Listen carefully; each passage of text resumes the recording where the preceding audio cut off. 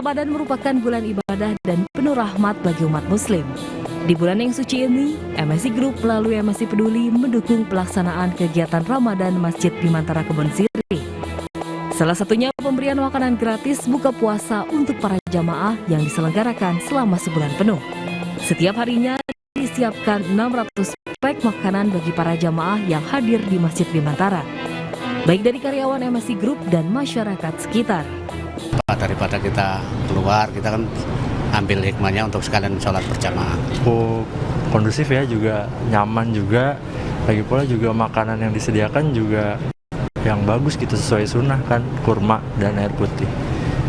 Ya, kami sebagai panitia juga pengurus masjid mengucapkan terima kasih. Pasti banyak manfaatnya apa yang diberikan oleh MNC Group, khususnya MNC Peduli sebagai perwakilannya yang kami terima itu sangat banyak manfaat. Mendukung kegiatan keagamaan selama bulan Ramadan, MSI Group melalui MSI Peduli menyalurkan bantuan uang tunai untuk Masjid Bimantara dan Masjid Raudatul Jannah di Kompleks MSI Studios Kebonjeruk, Jakarta Barat. Bantuan kita berikan dalam rangka kegiatan kedua masjid ini di bulan Ramadan cukup padat kegiatannya, dilihat dari kedua masjid, mulai acara buka puasa, tausiah dan segala macam kegiatan dilakukan. Jadi partisipasi daripada MNC Group untuk kedua masjid ini. Dapat menampung 2.000 jamaah, Masjid Kebanggaan Warga Kebon Sirih ini selalu menggelar buka puasa bersama, kajian Islam dan tausiah serta sholat tarawih. Dari Jakarta, Agung Legiarta, Eri Rebeka, iNews melaporkan. Pemirsa, Pelabuhan Padang Bae, Karangasem, Bali mulai dipadati pemudik. Penumpang yang menuju Lembar, Lombok mengantri berjam-jam di pelabuhan. Antrian sepeda motor menuju Lombok telah padat sejak pagi. Tak hanya itu, mobil bermuatan seperti bus juga mulai memadati Pelabuhan Padang Bae. Pihak pelabuhan mengatakan kepadatan sudah terjadi sejak Senin malam. Penumpang bahkan mengantri berjam-jam, diduga karena kecepatan kapal yang lebih lambat dari biasanya untuk mengurangi biaya sandar. Sementara untuk penyeberangan dan jumlah kapal masih beroperasi normal.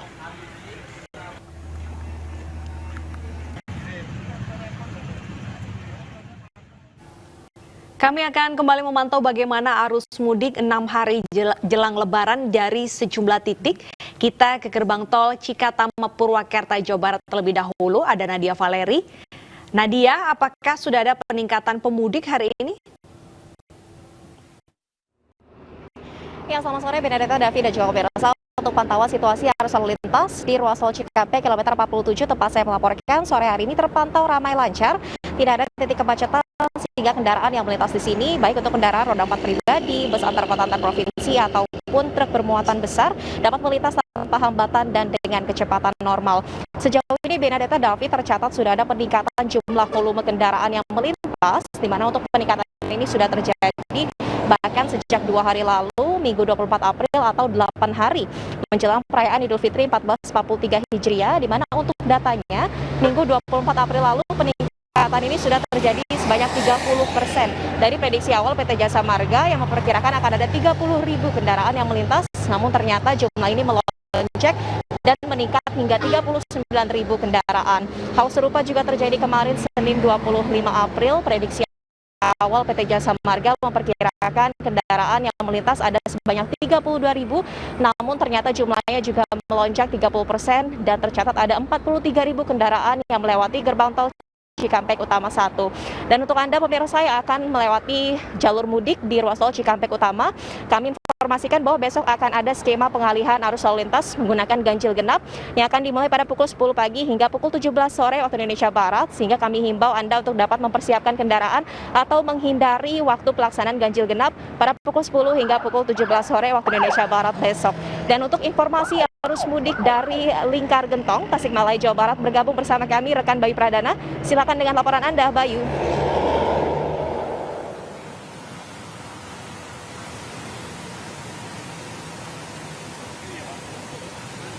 Terima kasih rekan Nadia Valeri. Sedangkan di jalur selatan atau Lingkar Gentong sendiri, ini masih terpantau normal sejak kemarin hingga sore hari ini. Kalau kita lihat memang kendaraan yang mendominasi di Lingkar Gentong ini mayoritas adalah kendaraan dari penduduk lokal, lalu juga bus dan juga truk yang memang sehari-harinya ini melewati jalur selatan atau Lingkar Gentong. Memang tadi kami juga sempat meninjau sepanjang jalur selatan, memang ini masih terpantau normal dari hari-hari biasanya. Meski demikian, pemirsa, ada sejumlah hal yang harus Anda antisipasi, di antaranya kemacetan di sejumlah titik.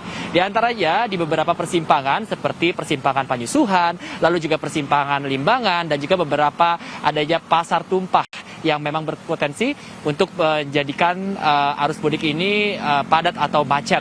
Meski demikian, sejumlah antisipasi ini sudah dilakukan oleh petugas sekitar, di antaranya sendiri di Limbangan. Contohnya apabila memang nantinya diperkirakan kepadatan terjadi, maka nantinya akan disiapkan arus lalu lintas sistem satu arah. Sedangkan sendiri di Gentong juga mempersiapkan nantinya adanya sistem rekayasa lalu lintas, yaitu pengalihan lalu lintas ke Pasar Ageng menuju ke Ciamis. Sementara itu juga antisipasi lainnya sudah disiapkan, seperti sudah berdirinya beberapa posko dari posko terpadu seperti TNI Polri yang nanti sudah bersiaga, lalu juga adanya pos-pos vaksin untuk tetap menjaga kesehatan masyarakat atau pemudik yang diharapkan ini akan berjalan dengan lancar.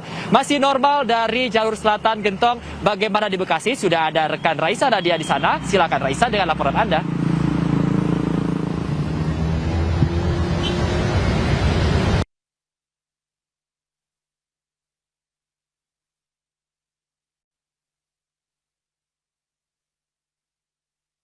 Lancar, padahal jalur ini menjadi jalur yang titik rawan macet dikarenakan memang untuk pengemudi, khususnya untuk pengendara sepeda motor yang akan mudik menuju ke Jawa Barat, Jawa Tengah dan juga Jawa Timur melewati jalur Pantura akan mengalami kemacetan atau kepadatan di titik ini. Selain ini juga ada di titik lainnya yaitu di Tambun. Namun hingga sore ini belum nampak adanya kepadatan dikarenakan pemudik terlihat dari barang-barang bawaan para pengendara sepeda motor. Dan selain itu juga untuk keramaian yang terjadi memang lebih dikarenakan di sini merupakan warga Bekasi dan juga banyak pusat perbelanjaan dan dikarenakan jam pulang bekerja. Dan selain itu juga pemirsa, untuk puncak arus mudik sendiri di kawasan Kalimalang hingga Bekasi diperkirakan akan terjadi pada 28 April hingga 29 April.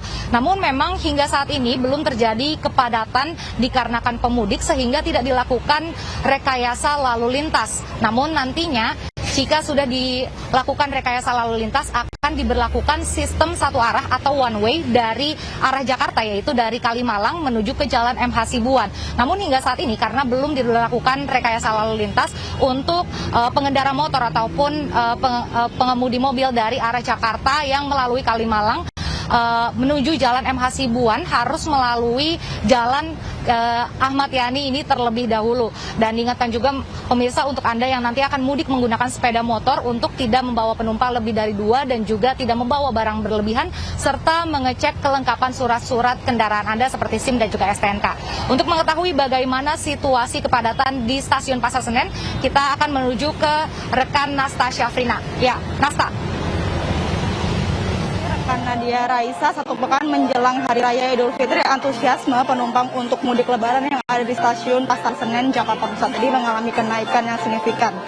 Dapat kami sampaikan juga per hari ini, yaitu Selasa 26 April 2022, sudah ada sebanyak 16.600 tiket yang habis terjual dari kota yang disediakan, yaitu sebanyak 25.500 tiket. Adapun juga dari pantauan kami sejak tadi siang hingga sore ini sudah ada banyak penumpang yang akan mudik ke kampung halamannya, sehingga Stasiun Pasar Senen Jakarta Pusat ini sangat padat oleh pemudik. Kemudian juga untuk kota yang paling banyak dipesan ini yaitu untuk Jawa Barat merupakan kota Bandung dan juga Cirebon, kemudian untuk Jawa Tengah merupakan kota Solo, Semarang dan juga Purwokerto. Sementara itu untuk Jawa Timur yaitu kota Surabaya dan juga Malang. Adapun juga kami mendapatkan informasi dari PT KAI Daob 1 Jakarta menyebutkan sudah ada sudah ada 85% tiket yang sudah terjual sejak tanggal 22 April hingga 1 Mei 2022. Sementara itu juga untuk tanggal keberangkatan di tanggal 27 April hingga 1 Mei 2022 ini sudah habis terjual. Sehingga bagi pemirsa yang akan mudik berencanakan dengan kereta api ini bisa memesan di H+2 pasca Lebaran. Kemudian juga untuk mengantisipasi adanya lonjakan pemesanan saat arus mudik ini, Stasiun Pasar Senen sudah menyediakan sebanyak 28 kereta, yang mana 2 diantara ini termasuk kereta tambahan. Kemudian juga PT Stasiun Pasar Tanah Abang ini sudah menyediakan untuk mereka yang akan swab antigen ini, yaitu sudah ada gerai untuk swab antigen yang berada di depan parkiran. Ya, Deta dan juga Davi. Baik, terima kasih Nasta Safrina Bila melaporkan langsung dari Stasiun Pasar Senen. Sebelumnya juga ada Bayu Pradana dari Lingkar Gentong, ada Nadia Raisa juga dari Kalimalang, dan Nadia Valeri dari Cikampek Utama. Terima kasih rekan-rekan, selamat bertugas kembali. Pemirsa, sekitar sepekan jelang Idul Fitri 1443 Hijriah di Pelabuhan Merak, Banten mulai mengalami peningkatan mudik. Tercatat sebanyak 44.000 pemudik telah menyeberang dari Pelabuhan Merak ke Pelabuhan Bakauheni.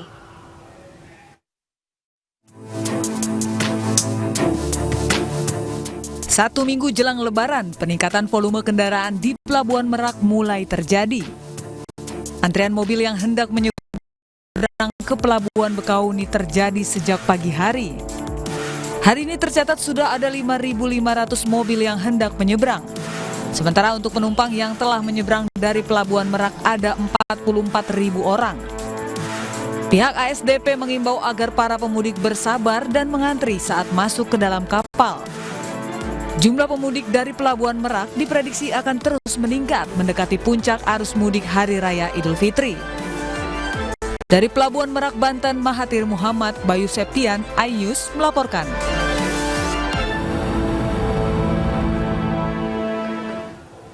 Pemirsa, usai sudah kebersamaan kita dalam iNews sore hari ini. Kita percaya pandemi akan bisa dilalui dengan saling jaga dan saling peduli. Mari kita jaga diri dan saling mengingatkan untuk selalu patuhi protokol kesehatan. Iya pemirsa, jangan lupa juga untuk pakai masker, jaga jarak, dan kurangi mobilitas. Mari kita konsisten menjaga imunitas tubuh dengan olahraga teratur dan vaksinasi. Kita percaya COVID-19 masih ada dan sebagai bangsa kita akan selalu bersama menanggulangi wabah ini. Salam sehat. Akhir kata saya Davi Pratama. Dan saya Bernadetta Ginting, pamit undur diri. Terima kasih dan sampai jumpa.